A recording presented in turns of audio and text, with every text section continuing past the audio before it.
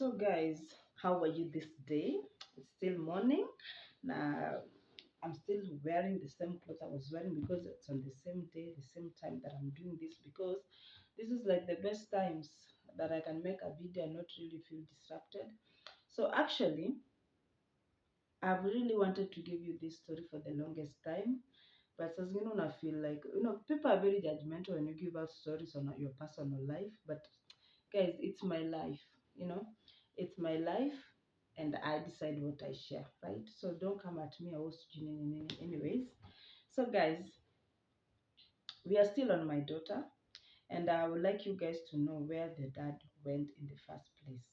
So I met his dad when I was in Form 3, and we dated for almost 3 years, and I got pregnant when I was in first year on Nairobi University, and I don't blame anyone for being pregnant, by the way, but a lot of things were happening in my life that led to the pregnancy, because he remained to be the person that I could run to when things really hit the rocks. Well, so I've had this guy as a boy. I had this guy for the longest time as a boyfriend, for the longest time, guys, and it reached a point now when I got pregnant and the things were really not okay. Like, I had the worst pregnancy you can ever imagine. Yeah, it was the hardest. Not because anything was up with my baby. No, the environment was just not conducive. Very, very bad. But I thank God for that, because it has, like, the hardships that I've experienced in my life have really molded me. Like, you may go through so much hardship, so much. Like, where? Hardship. They call hardship. Ooh. Hey, I have seen it. So when I got pregnant, I gave birth. After 1 month, I disappeared from home. I guess I told you guys from my other story, my life story. I disappeared from home and I went to my boyfriend's house. Alafu hapo tena kukakuwa na two issues, not really because they didn't like me, but I also know they didn't like me. A lot happened, and ikafika point now the dad decided, because he didn't have a job, he was a college guy, and me, I left college, but he was still continuing the college guy. Ladies, ladies, men's life will not stop because you're pregnant, my sister. Hey, his will go on, yours will stop. Trust me, maisha yako itastop, yake itaendelea, na hakuna kitu utadu, by the way. Hakuna kitu utadu juu utaanza kwamba asiposoma atapata je kazi alee mtoto wako, and you wonder kwani wewe ndio utasoma upate kazi ule mtoto wako. Ladies, let us open this our kolokolo eyes. See the kolokolo whatever. Let us open our eyes, because these men are taking us for granted out here in the biggest of ways. But anyways, so hiyo shule hata sijui ilihapenaje, because it kind of just stopped. By the way, and I've come to realize that most of the time that when you are dating somebody, haujuangi a lot about this person, because I never saw him drink. I never see him take vitu kaa bangi. I never saw him sikumuona na cigarettes nini, vitu mingi sikumuona akifanya. I came to know hata wakati nilikuwa nakaa na parents wake, ndio sasa tuende kuishi peke yetu. We are boyfriend and a girlfriend, but the father said now I cannot live in a house and the boy is living in another place, not a house, but unaona venye unakonga maybe na place ya shop and then you have a house where you stay. So the guy used to stay kwa shop and the brother. Now tukarentiwa nyumba, so the father was paying rent for us. Like, nikifikiria vizuri, that was like, ilikuwa tu aibu literally, but at that age kuka aibu anyway. So we started living together, the guy started coming home late. That's not important. That's not I'm just giving you a small review on what it was. So on 2010, this guy leaves the house. Actually, kulikuwa kumekuwa na issues hapo nyuma which I don't want to talk about, because I really respect his memories. I respect everything. I don't want to trash him or anything. So I'll just tell you what happened.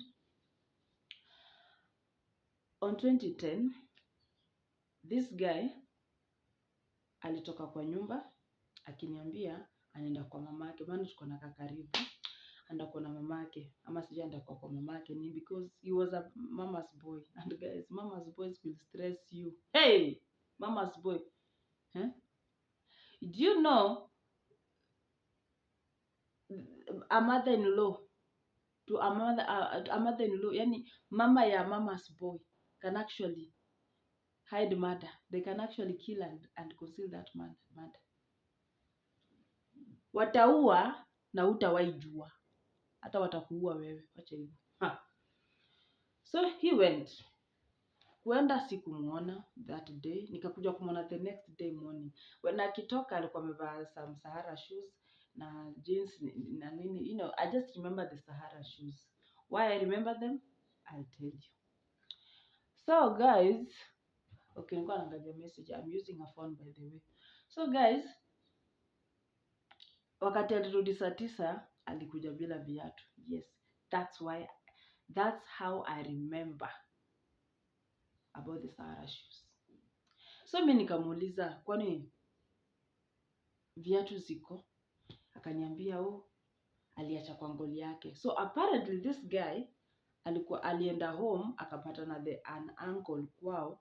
The uncle akamwambia waende Thika, aenda muonyeshe kwake, ndio wakati family itataka kutembea huko iende kuwaonyesha huko.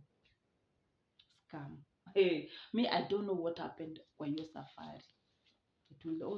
It will forever be a mystery to me. I don't know what happened kwa hiyo safari. So ako hapa amekanyaga chini, anasema ametembea from Thika to Nairobi or Thika to Embakasi. So what is kamuliza huku ana fare, ati nilikuwa nayo nikapatia mtu bega kwa barabara. Watu wangu, what is that even? So I'm not saying giving is bad. What kind of giving is that one? Ha. So akakuja akaniambia, by then nilikuwa nishanyang'anywa mtoto. I think guys you now understand my story very well. But then nilikuwa nishanyang'anywa mtoto. So I'm alone, matiti na niuma. Yani I'm just na press tu matiti itoke maziwa. Wewe. Hey, nyinyi. Anyway. So now ako hapo ameanza kubehave hata anasema wananifuata, wanataka damu yangu. Song and is pushing me away, ni watu wasinyonye damu yangu. And I'm seeing no one. I'm seeing nobody. Mimi sioni mtu. Then kidogo akaniambia, ninaenda kukuletea mtoto wako akuje afanye nini? Akuje akae na sisi au sijui nini. Then kidogo hata sikutaki. Sijui nini. I don't know what was happening, my people. Me I was seeing by then my life is a Nigerian movie. Hey, Frederick Leonard akuja chukue script by the way, because I have the best of scripts. So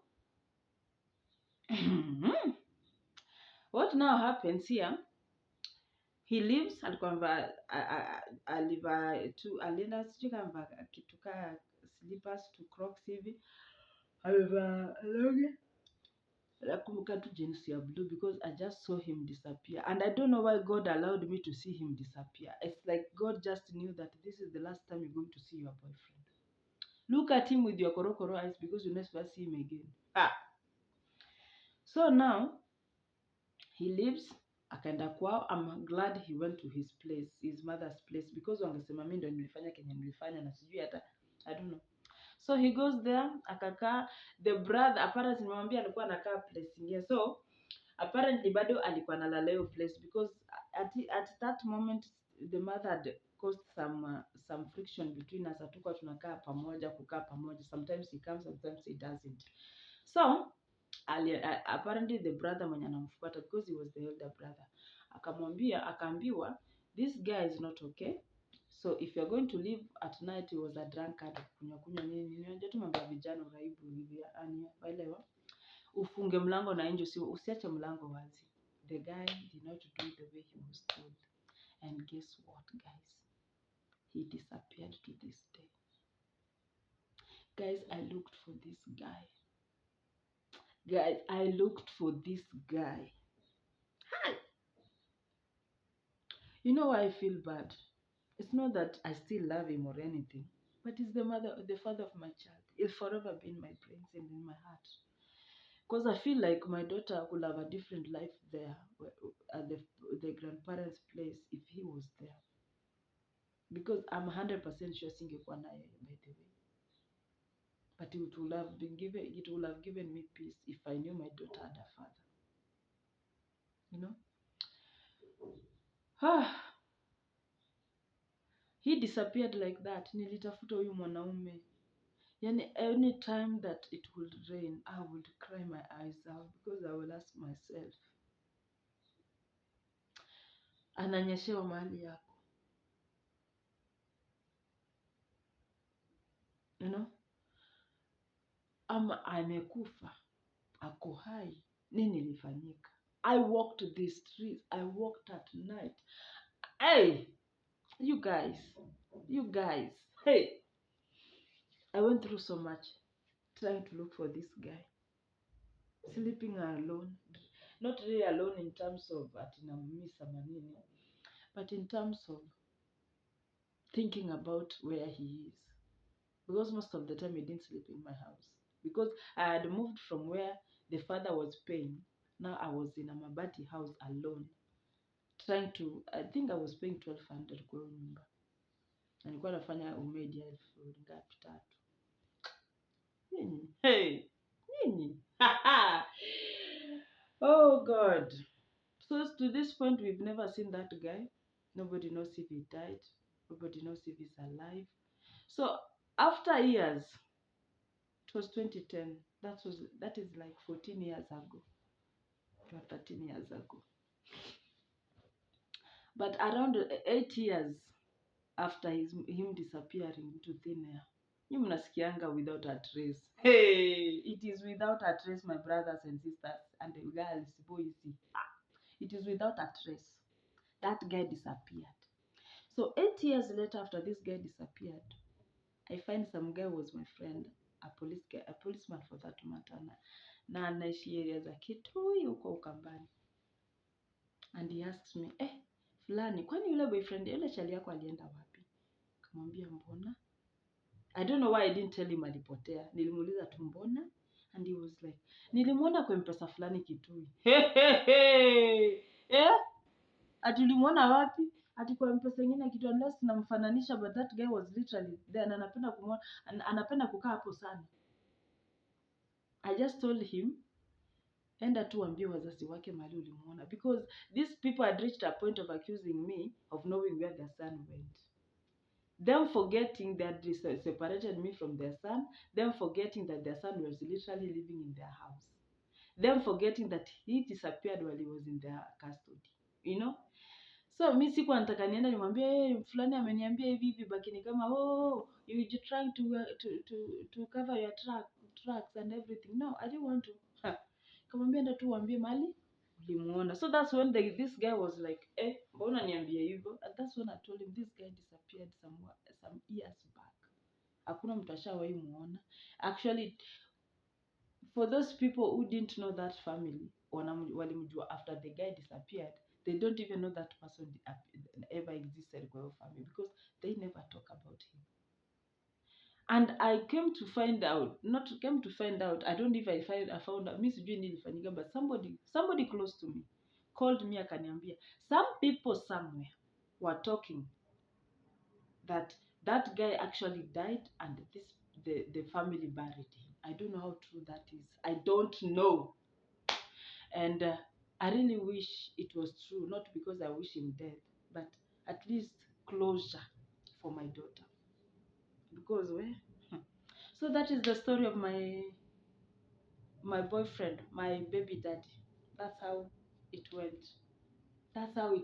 Actually, it went. Hey! But anyway, bye guys. I hope now you know where the baby daddy went. And please guys, let's reach 7K subs. And above all, lucky guys, watch my videos till the end, my people. Please, viewers. like the larger percentage of people who watch my videos have not subscribed. Like tushukishe tu hiyo percentage, my people. Mwah. Love you very much and beautiful